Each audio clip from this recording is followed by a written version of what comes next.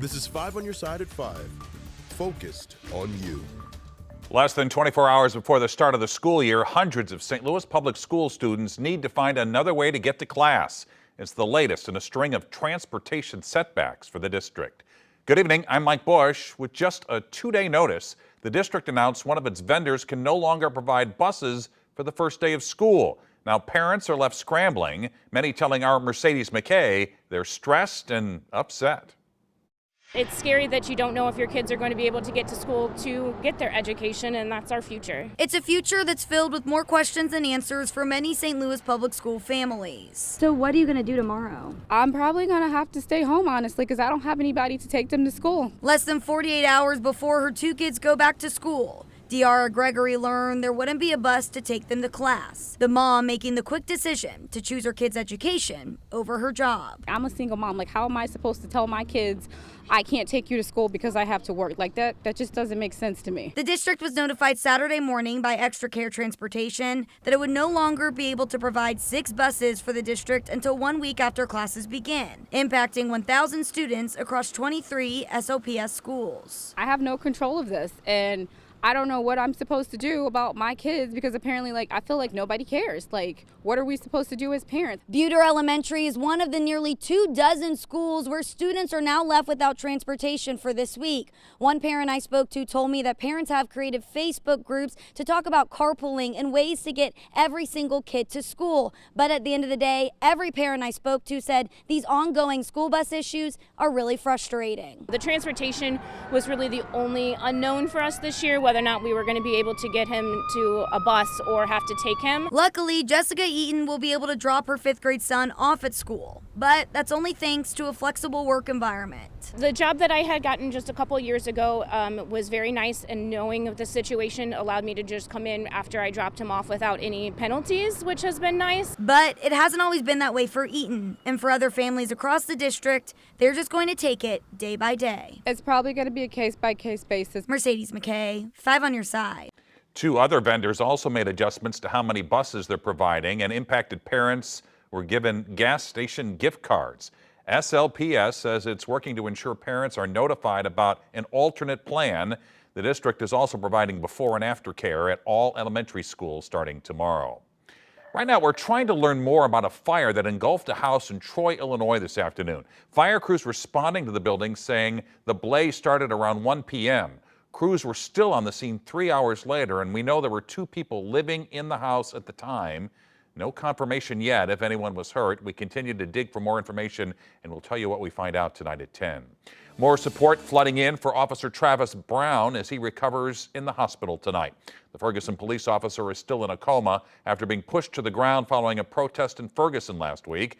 Now a GoFundMe put together by his sisters is raising more money tonight. It's up to more than $140,000 so far. Ferguson Police Chief Troy Doyle says Brown was a close friend of his, and we spoke with the police chief about Brown's condition. Travis has been in an unconscious state, so obviously he cannot communicate, but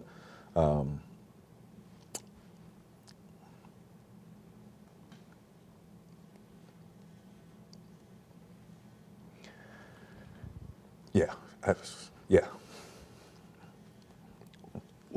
What would you want to say to him if the first words he could hear you say? Man, we love you. You can catch more of that interview tonight on The Record. That's right after Sports Plus. Residents are taking to the streets this Sunday to advocate for pedestrian safety. This comes as the city plans to spend millions on improvements to area roads. The city has plans for improvements on about 30 miles of corridors and intersections in the city. 5 on your side's Travis Cummings met up with one group who took a trek along Jefferson Avenue.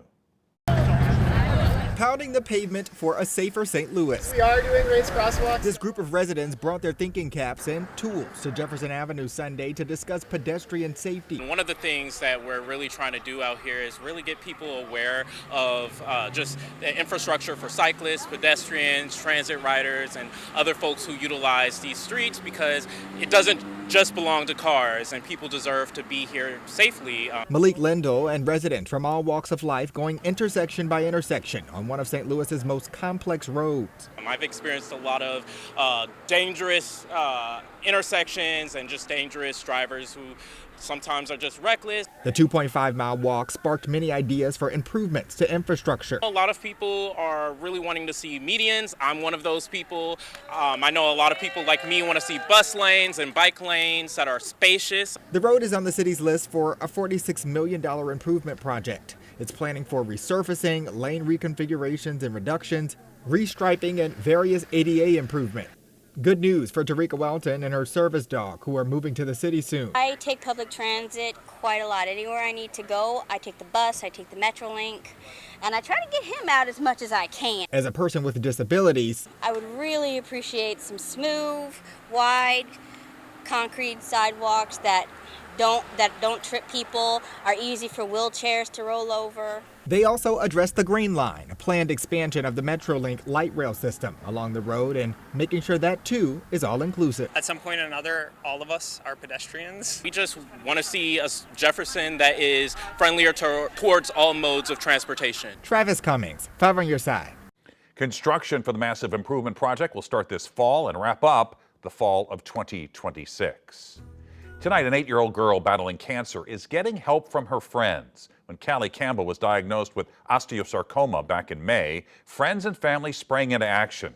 To help, a group of her friends, fellow third graders at Stanton Elementary, came together to man a lemonade and bracelet booth. Organizers say these friends are more than just friends. They're recess playmates and more. They're not only friends, they are essentially, so close to almost being family. She has gone through so much in the past 3 months. Not only with the chemotherapy, but with surgeries, and it's still going to be a long road for recovery. And we're just thankful that she is just still alive. All money raised today will go directly to Callie's family to help pay their medical bills. The family also has a GoFundMe that's raised a little more than half of its $10,000 goal. A march for Gaza at Ballpark Village. We look at the national protest that hit St. Louis today.